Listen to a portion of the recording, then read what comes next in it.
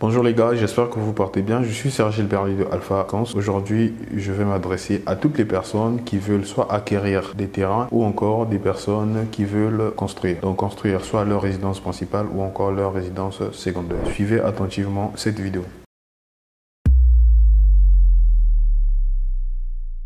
Donc, il y a plusieurs personnes en tout cas qui veulent construire à Dakar par exemple ou encore dans d'autres pays en tout cas. Donc Dakar, bon je vais dire pas au cœur de la ville mais sur la sortie de la ville. Ça va être le cas aussi pour ceux qui sont en Côte d'Ivoire par exemple qui ne peuvent pas construire vraiment au cœur d'Abidjan, qui vont aller construire vers Benjerville, ainsi de suite. Donc si c'est votre cas mais que vous vous posez des questions, généralement les questions que les gens se posent c'est quoi? C'est que si je vais construire ou je vais acheter un terrain dans une zone qui est un peu reculée ou qui est un peu éloignée de la ville, je vais rester dans le cas du Sénégal, pour des gens qui vont par exemple aller construire à Bambilor, qu'est-ce que les gens vont se dire? C'est que si je vais construire dans une zone où je serai seul, ça ne va pas être intéressant en tout cas. Donc une zone où forcément il n'y aura pas vraiment des bons voisins.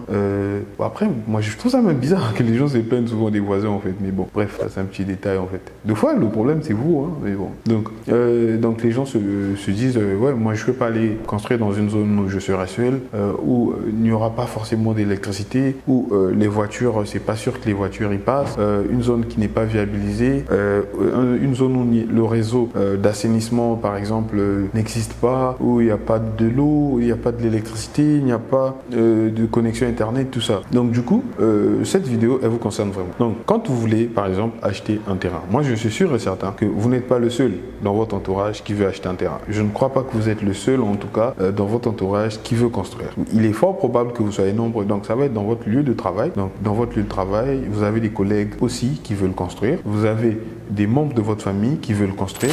Vous avez des amis à vous aussi qui veulent construire. Des voisins avec lesquels vous vous entendez bien, qui veulent aller construire aussi ailleurs. Donc autour de vous, il y a beaucoup de personnes qui veulent construire en tout cas. Mais généralement, vous vous posez tous les mêmes questions. Donc puisque construire dans les villes comme Dakar coûte cher, qu'est-ce que moi je conseille? Qu'est-ce que je peux vous conseiller?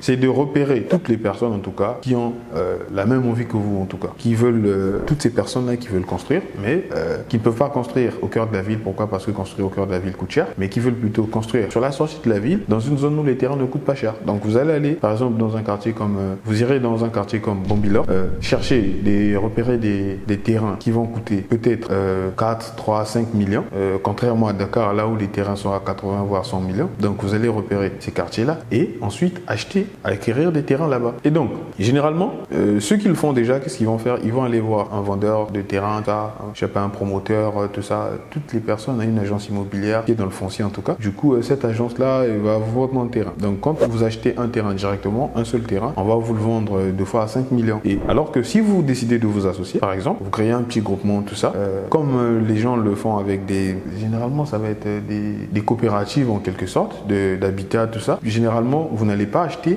le terrain à 5 millions. Donc, et que si vous, par exemple, vous parvenez à réunir 15, 10, 20 personnes comme vous qui ont le même besoin que vous, et là, vous allez peut-être acheter un terrain. Vous faites comprendre au promoteur que, bah, tiens, ou encore à l'agence immobilière, là, nous, on vient pas pour acheter un seul terrain, on vient pour acheter 10 terrains, 15 terrains, 20 terrains. Donc, au lieu de nous vendre un terrain à 10 millions ou à 5 millions, vous allez nous le vendre peut-être à 3 millions 5 ou à 4 millions. Et donc, forcément, pour l'agent immobilier, parce qu'il sait que vendre 10 terrains ou vendre 20 terrains, ça va le prendre peut-être 2 ans. C'est pas quelque chose qui se fait, les terrains, c'est pas, faut être Slimane Imo, je sais pas, pour pouvoir vendre des terrains tous les jours comme ça. Non, ça c'est pas faisable en fait. Donc les terrains, on les vend, ça prend du temps pour vendre un terrain. Des fois, ça peut même aller à une année même, rien que vendre un terrain. Ouais. Donc, vous lui faites comprendre, on va acheter 20 terrains, mais on va plutôt les acheter à 4 millions. Donc, vous déjà, ça vous fait économiser. Chacun d'entre vous va économiser 1 million, 1 million, 1 million, 1 million, 1 million. Donc, si vous êtes 20, ça vous fait quoi? Ça vous fait 20 millions. Vous voyez? Donc, ça peut être intéressant. Et là, derrière,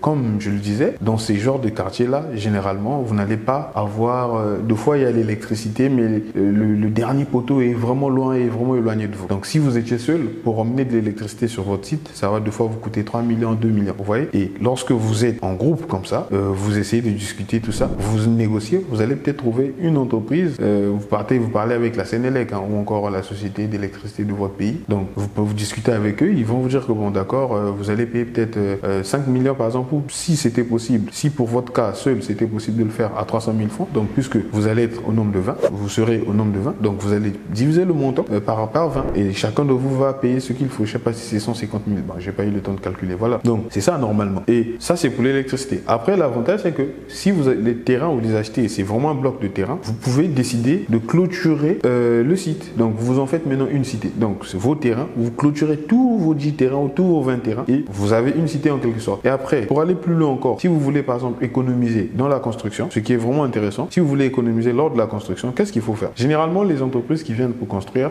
rien que pour se déplacer, pour emmener du matériel sur le site, tout ça, pour ramener le matériel, le gardien, tout ça, nanani, nanana, ils vont facturer généralement des frais d'installation de chantier. Et l'installation de chantier, ça coûte 2 fois de l'argent en fait. Et donc, au lieu de chercher 20 entrepreneurs différents qui vont venir construire pour chacun d'entre vous et puis payer 20 fois les frais d'installation de chantier, vous discutez avec un entrepreneur qui viendra construire pour vous et lui, il va construire toutes les 10 villas en fait, toutes les 10 maisons. Donc là, naturellement, vous lui faites comprendre que bah, tiens, l'installation de chantier, tu vas faire une seule fois. Après, bon, ça sera des petites tâches, hein, des petites tâches, des petites sommes, mais non, qui va facturer pour des petits détails, quoi. Mais il vous dira pas non, ramener, repli du matériel, nanani, nanana, nettoyage, préparation du site. Ça va pas exister, en fait. Donc là, déjà, c'est des économies que vous pouvez faire. Et après, puisque c'est le même entrepreneur, vous lui dites que bah, tiens, là, tu ne vas pas construire une seule villa, tu vas construire 20 villas. Donc, si par exemple, le mètre cube du béton, tu le vends à 200 000 francs, bah, nous, pour notre cas, il va falloir que tu ne le vendes à 180 000 francs ou encore à 175 000 francs. Vous négociez. Donc, lui, maintenant, il va faire du bénéfice, c'est-à-dire, il va faire son chiffre vraiment sur le volume, en fait, sur le nombre de maisons qu'il va construire. Puisque là, il construira 20 maisons, en fait. Ce n'est pas une maison qu'il va construire. Forcément,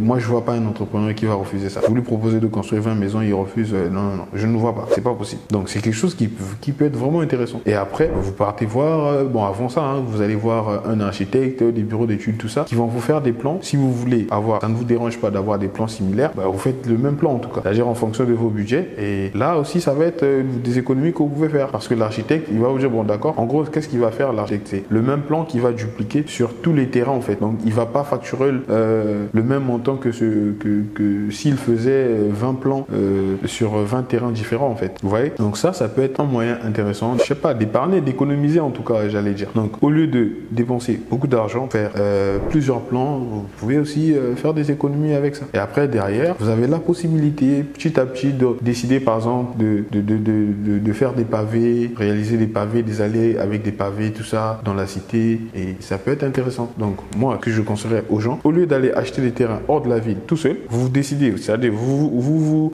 formez un petit groupe, vous achetez des terrains ensemble, vous faites la conception des plans ensemble, vous trouvez un entrepreneur qui va construire pour vous ensemble. Et là, facilement, s'il n'y a pas d'électricité sur le site, vous allez le faire ensemble, ça va vous revenir beaucoup moins cher.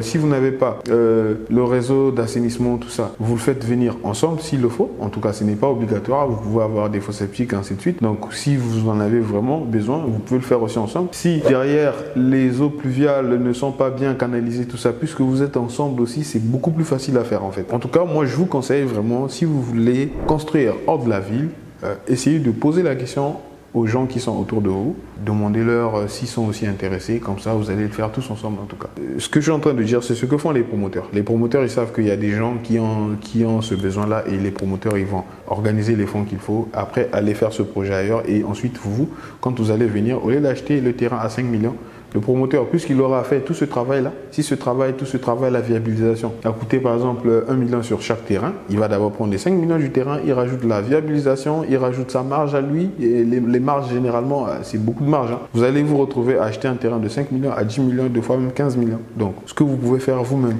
vous viabilisez, vous faites la clôture, vous mettez des pavés partout. Bon, le bitume sur les routes, ouais, non, ça va pas, c'est pas trop intéressant, ça va vous coûter trop cher pour rien.